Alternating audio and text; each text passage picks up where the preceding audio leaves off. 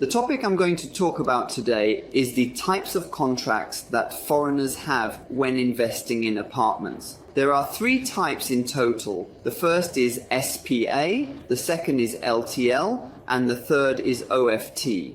For the first type, SPA, it is basically a 50-year lease contract with a possibility of extension for another 50 years. Since Vietnam is a communist country, there is no concept of permanent ownership. However, although Vietnam does not have the concept of permanent ownership for foreigners, they have granted the right to Vietnamese people to have permanent ownership of apartments or land use rights. Therefore, foreigners can exercise property rights sufficiently. That's why for SPA, foreigners have a 50-year lease format, and it can be extended after 50 years. If I sell my possessions to a person from Vietnam within a period of 50 years, the person from Vietnam will obtain permanent ownership.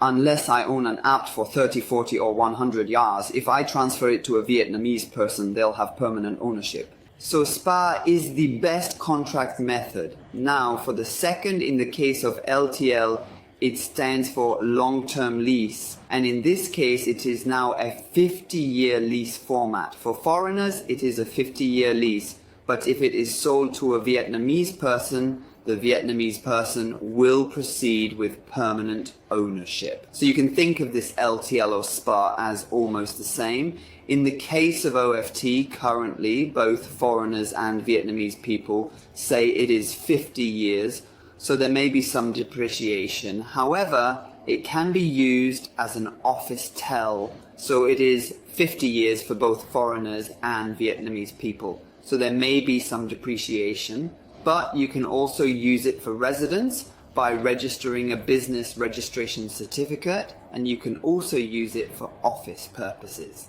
In the case of an office tell, the rent can be quite high, and there is an advantage that the vacancy rate can be reduced.